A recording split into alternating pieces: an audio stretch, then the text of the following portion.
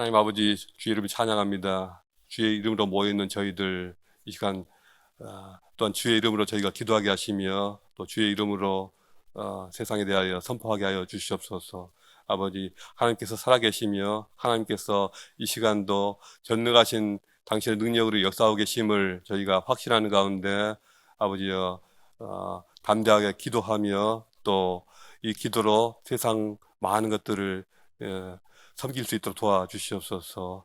이 시간 주의 말씀을 저희 사모하오니 저희 심령에 주의 말씀을 부어주시옵소서. 예수 그리스도 이름으로 기도합니다. 아멘. 오늘 우리에게 주신 하나님 말씀은 예레미야 14장 1절부터 12절까지입니다. 1절부터 12절까지 함께 읽겠습니다. 가뭄에 대하여 예레미야에게 임한 여호와의 말씀이라. 유다가 슬퍼하며 성문의 무리가 피곤하여 땅 위에서 애통하니 예루살렘의 부르짖음이 위로 오르는도다. 귀인들은 자기 사환들을 보내어 물을 얻으려 하였으나 그들이 우물에 가서도 물을 얻지 못하여 빈 그릇으로 돌아오니 부끄럽고 근심하여 그들의 머리를 가리며 땅에 비가 없어 지면이 갈라지니 밭가는 자들이 부끄러워서 그의 머리를 가리는도다. 들의 암사슴은 새끼를 낳아도 풀이 없으므로 내버리며 들나귀들은 벗은 산 위에 서서 승냥이같이 헐떡이며 풀이 없으므로 눈이 흐려지는도다. 여호와여, 우리의 죄악이 우리에게 대하여 증언할지라도 주는 주의 이름을 위하여 일하소서. 우리의 타락함이 많으니이다. 우리가 주께 범죄하였나이다. 이스라엘의 소망이시요 고난당한 자의 구원자이시며 어찌하여 이 땅에 거류하는 자같이 하룻밤을 유숙하는 나그네같이 하시나이까. 어찌하여 놀란 자 같으시며 구원하지 못하는 용사 같으시나이까. 여호와여, 주는 그래도 우리 가운데 계시고 우리는 주의 이름으로 일컫는 받는 자이오니 우리를 버리지 마옵소서. 여호와께서 이 백성에 대하여 이와 같이 말씀하시되 그들이 어그러진 길을 사랑하여 그들의 발을 멈추지 아니하므로 여호와께서 그들을 받지 않으시고 이제 그들의 죄를 기억하시고 그 죄를 벌하시리라 하시고 여호와께서 또 내게 이르시되 너는 이 백성을 위하여 복을 구하지 말라. 그들이 금식할지라도 내가 그 부르짖음을 듣지 아니하겠고 번제와 소제를 드릴지라도 내가 그것을 받지 아니할 뿐 아니라 칼과 기근과 전염병으로 내가 그들을 멸하리라. 이 본문 말씀 가지고 하나님도 못 말리는 중보기도라는 제목으로 같이 나누고자 합니다. 예레미야서에서 13장까지는 유다와 예루살렘에 임박한 하나님의 심판의 메시지가 선포되는 내용이었습니다. 언약 백성들이 주 되신 하나님께 어떤 죄와 행악을 저질렀는지 밝히 드러내시면서 여러 가지 표현과 비유들을 가지고 심판과 저주가 임박한 것을 알리고 있습니다. 이제 14장에서 16장까지는 이 세 장에서는요, 하나님의 심판 아래에 놓인 유다 백성들의 고통이 어떠한지, 그리고 그로 인해서 하나님께 탄식하며 그들을 위해 간구하는 예레미야의 기도를 보여주고 있습니다. 오늘은 그 첫 번째 모습으로 가뭄과 기근에 임한 유다와 예루살렘의 고통을 말하고 있습니다. 지금 갈대아 군대가 유다 외곽에 포진하고 있는 시기이며 언제 어디서 그들이 성으로 공격해 올지 알 수 없는 상황입니다. 그런데 언제 올지 모르는 갈대아 군대보다 지금 당장 물이 없는 것이 더 큰 고통입니다. 식량이 없으면 어떻게든 20일이나 30일은 버틸 수 있으나 물이 없으면 사흘을 버티기 힘들다고 하죠. 땡볕 아래 물 한 방울 없으니 모든 생명체가 고통받으며 쓰러지고 있습니다. 팔레스타인 땅에는 강우량의 부족으로 원래 가뭄이 잦기는 하지만 성경에서 가뭄은 기근과 함께 언약적 저주의 일환으로 나타나는 경우가 많습니다. 평범한 유다 백성들이나 또 성읍에 사는 엘리트들이나 또 도심에서 이 도성에서 거주하는 부자들, 귀족들도 모두가 물이 없어서 고통받기는 매한가지입니다. 심지어는 들의 들짐승들까지도 낳은 새끼를 내팽개치고 물이 없으니 기진하여 쓰러질 정도입니다. 예레미야 선지자는 아마도 신명기서 28장을 기억했을 것입니다. 이 극심한 가뭄이 타락하여 하나님을 떠난 언약 백성에게 내리는 하나님의 저주임을 잘 알고 있습니다. 그러므로 유다 백성을 위한 예레미야의 이 중보적 기도는 하나님의 심판이 지극히 공의로우시며 마땅한 일임을 고백하는 것에서 출발합니다. 여호와여, 우리의 죄악이 우리에게 대하여 증언할지라도 주는 주의 이름을 위하여 일하소서. 우리의 타락함이 많으니이다. 우리가 주께 범죄하였나이다. 선지자는 유다 민족이 하나님의 징벌을 받아 마땅하다는 것을 인정합니다. 그러니 하나님께 징벌을 면해 주십사 할 아무런 근거도 없고 또 염치도 없다는 것을 잘 압니다.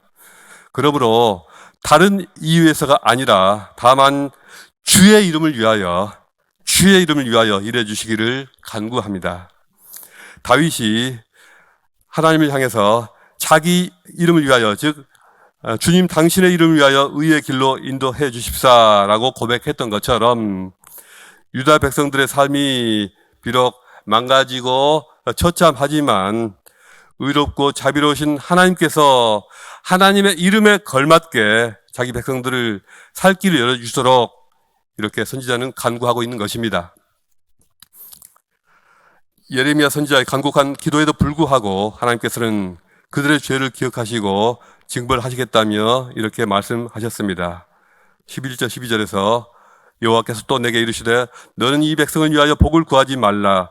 그들이 금식할지라도 내가 그 부르짖는 것을 듣지 아니하겠고 번제와 소제를 드릴지라도 내가 그것을 받지 아니할 뿐 아니라 칼과 기근과 전염병으로 내가 그들을 멸하리라 하십니다. 하나님께서는 예레미야 선지자에게 이 백성을 위하여 복을 구하지 말라고 하십니다. 그의 기도를 들어주지 않겠다라고 하시는 것입니다. 네 기도를 들어주지 않을 테니 기도하지 말라. 예레미야에게만 이것이 세 번째입니다. 기도하지 말라 이렇게 말씀하시는 것입니다. 그런데 흥미로운 사실은 하나님께서 이렇게 기도하지 말라 하시는데도 불구하고 예레미야는 계속해서 기도하고 또 기도했던 것입니다. 기도하고 또 기도합니다. 여기서 우리는 이렇게 생각할 수 있습니다. 예레미야 기도는 실패한 잘못된 기도인가? 할 필요가 없는 일에 대해서 괜히 나서서 힘만 뺀 것인가? 이런 경우에는 아무도 기도할 필요가 없는 그런 일인데 그런 기도를 한 것인가? 여러분 어떻게 생각하십니까? 그렇지는 않을 것이라고 봅니다. 예레미야가 자신의 기도가 이루어지지 않을 줄 몰랐겠습니까?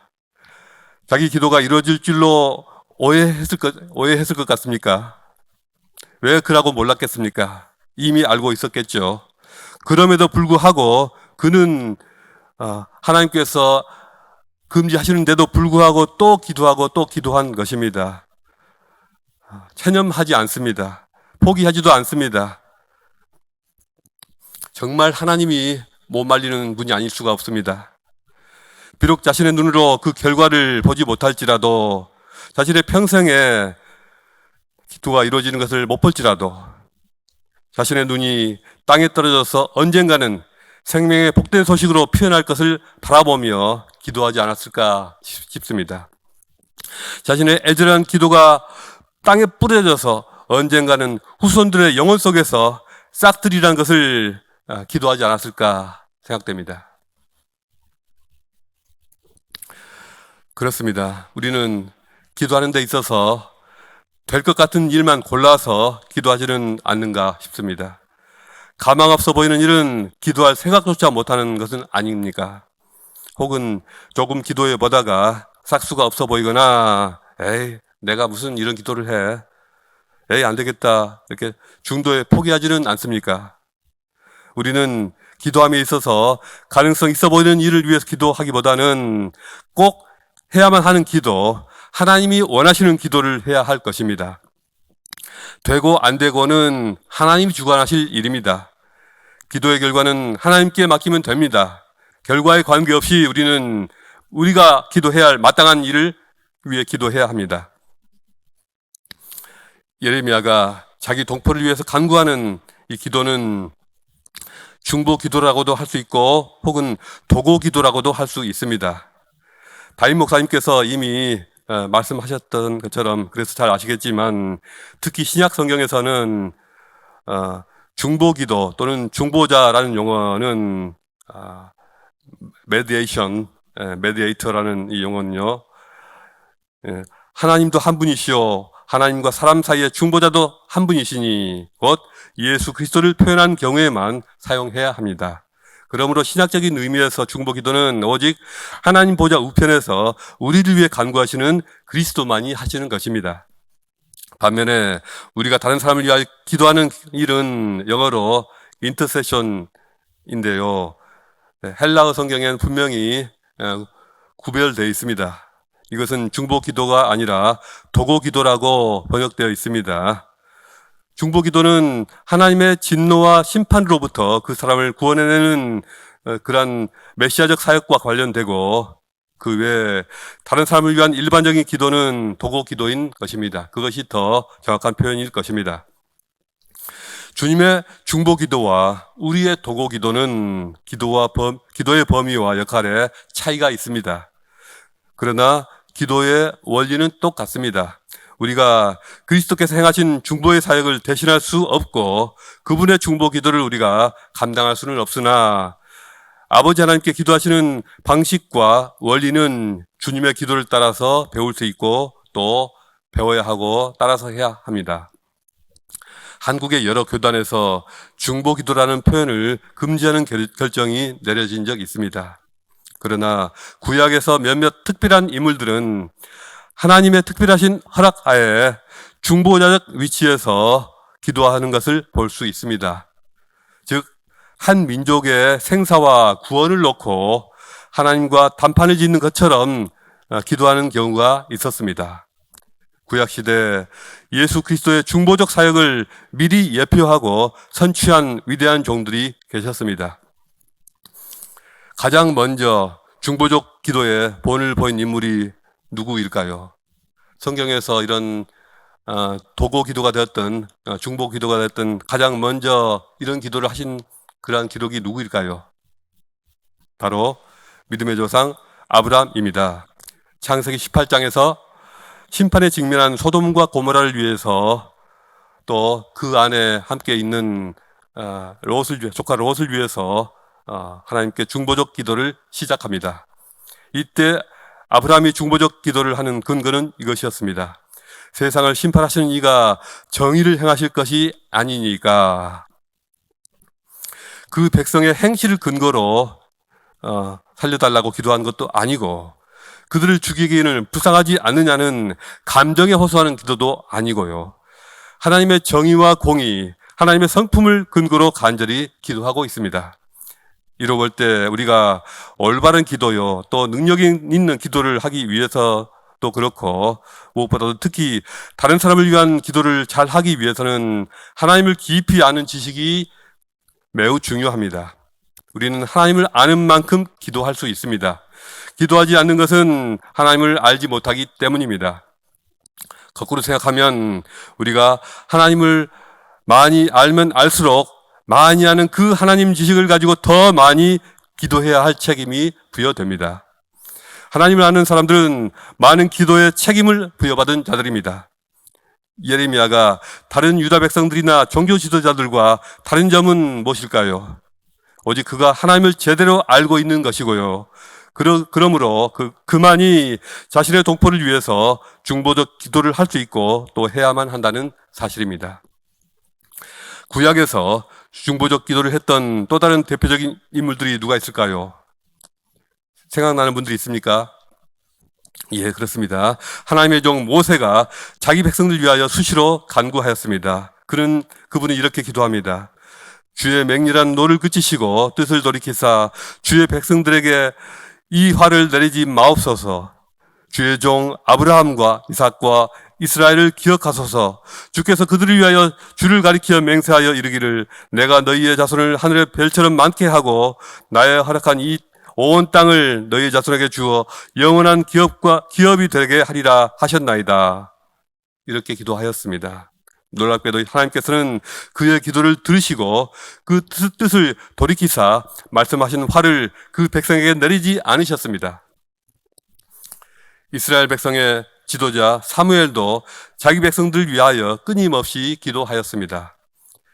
사무엘상 12장 23절입니다. 나는 너희를 위하여 기도하기를 쉬는 죄를 여호와 앞에 결단코 범하지 아니하리라. 그렇습니다. 사무엘은 이스라엘의 영적 지도자로서 백성들을 위하여 끊임없이 간구하고 기도하였습니다.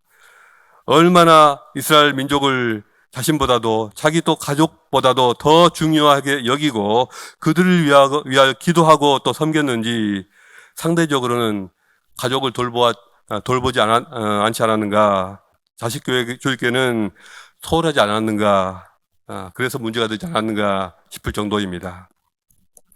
이분들 외에도 유대인들이 바벨론 포로 생활에서 돌아올 수 있는 토대를 쌓았던 다니엘의 기도가 있었고요. 또 페르시아의 지비아에 있던 자기 동포들을 데리고 예루살렘으로 귀환하여 성을 쌓았던 느헤미야의 중보적 기도도 있었습니다. 이분들은 모두 자신의 백성들의 구원과 회복을 위하여 하나님께 중보적 기도를 했던 분들입니다. 하나님께서는 구약시대에 중보적 기도하는 위대한 종들을 통하여 일하셨듯이, 그리고 당신의 아들 독생자 그리스도의 중보를 통하여 지금도 일하고 계시듯이 우리의 도고 기도를 통하여 일하기를 기뻐하십니다. 우리가 기도해야 할 것이 얼마나 많은지 모릅니다. 우리의 자식들 위하여 기도해야 합니다. 부모의 기도와 축복을 받은 아이는 하나님께서 잊지 않으십니다. 그 자녀를 보호하시며 위대한 삶을 살도록 해주십니다. 자녀를 위하여 가장 큰 선물은 죽을 때까지 그를 위하여 쉬지 않는 기도입니다. 또한 교회 공동체를 위하여 뜨겁게 기도해야 합니다. 교회 공동체는 잠시 만났다 헤어지는 사람들이 아니고 평생 신앙의 동반자들입니다. 주님은 교회를 통하여 마음을 충만케 하시고 새롭게 하신다고 하셨습니다.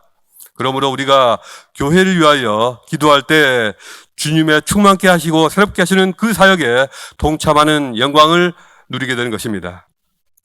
뿐만 아니라 우리는 나라를 위해서 도고의 기도를 해야 합니다. 그러므로 내가 첫째로 권하노니 모든 사람을 위하여 간구와 기도와 도고와 감사를 하되 임금들과 높은 지위에 있는 모든 사람을 위하여 하라. 우리가 정치가들이나 지도자들을 비판하고 비난하기는 쉽습니다. 누구나 다 그렇게 합니다. 그러나 하나님께서 우리에게 원하시는 것은 그들에 대한 비판이 아니라 그들을 위한 뜨거운 기도입니다. 나라꼴 정말 한심하다라고 한탄하는 것은 누구나 다 하는 일입니다. 그러나 하나님의 사람들은 나라를 위하여 한탄할 뿐만 아니라 정말 간절히 나라를 위해 기도해야 합니다. 2차 대전 당시 있었던 유명한 일화가 있습니다. 영국의 정예부대 30만 명이 던커크 해안에서 독일군에게 완전 포위되었습니다. 만일 이 30만 명이 죽는다면 영국뿐만 아니라 서방 진영의 모든 나라들은 더 이상 희망이 사라지게 될 것입니다. 이에 영국 수상 처칠은 아침 일찍 웨스트민스터 교회를 찾아가 하나님께 기도했습니다. 주여 우리 백성을 구원하시옵소서. 그의 기도는 저녁까지 계속되었습니다. 저녁에 그는 교회를 나와 방송국으로 갔습니다. 그는 이렇게 말합니다. 모든 교회들이여 기도해 주십시오. 국민 여러분 그리고 성도들이여 지성소에 들어가 하나님께 우리를 위하여 우리를 구원해 달라고 기도해 주십시오.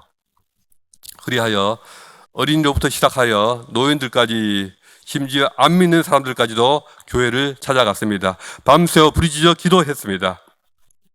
기도가 끝나는 다음 날 아침 맑던 하늘에 구름이 몰려오고 소낙비가 내리기 시작했습니다. 바다에는 폭풍우가 쏟아졌습니다. 그런데 이상스럽게도 영국군이 고립되어 있던 그 덩커크 해안만은 너무나 조용했습니다. 비도 내리지 않았고 바람도 불지 않았습니다. 영국군은 필사적인 탈출을 하여 성공하였고, 당시 독일군이 자랑하던 전차는 진흙에 빠져 꼼짝할 수 없었다고 합니다. 영국군은 피신하여 전열을 정비하고 4년 후에 미군과 힘을 합하여 노르만디 상륙작전으로 전세를 역전시켰습니다. 2차 대전 때 이렇게 기도했다면 지금인들 왜 못하겠습니까? 영국인들이 이렇게 기도했다면 우리라고 못하는 법이 있습니까? 담임 목사님께서 때마다 알려주시는 기도 제목들이 있습니다. 그 기도들에 더 마음을 쏟아 기도에 집중했으면 좋겠습니다. 하루 기도하고 끝날 것이 아니라 그 다음 날도 끝까지 기도했으면 좋겠습니다. 우리가 지금 기도에 씨를 뿌려서 꽃이 피는 것을 보고 또 열매를 거둘 일들도 많이 있을 것입니다. 그러나 우리가 그 결실을 직접 보지 못할지라도 그 기도가 이 땅과 우리 후손에게 뿌려져서 언젠가는 풍성한 생명과 은혜로 돌아오게 될 줄로 믿습니다. 그것을 믿으며 기도에 힘쓰는 우리 모두가 되시기를 주님의 이름으로 축복합니다. 기도하겠습니다. 하나님이시여, 이 교회와 이 사회가 하나님의 영으로 기도하는 기도자들이 더 필요합니다. 나에게 능력이 없다, 나는 아무것도 할 수 없다 생각지 않고 주님 주신 기도의 능력을 믿고 나아가는 그러한 이들을 세워주시옵소서. 세상의 흐름을 바꿀 만한 기도의 능력을 가진 사람들을 불러일으켜 주시옵소서. 하나님도 말리지 못하는 그러한 위대한 기도의 사람들을 세워주시옵소서. 세움교회 그러한 사람들이 세워지게 하시고 많아지게 하시옵고, 이 교회가 이 나라와 또 하나님이 만드신 이 세계를 기도로 섬기는 그러한 교회 되게 하여 주시옵소서. 그러한 종들이 있게 하여 주시옵소서. 감사드리며 예수 그리스도 이름으로 기도했습니다. 아멘. 오늘 주신 말씀을 붙잡고 자유롭게 기도하시다가 돌아가시겠습니다.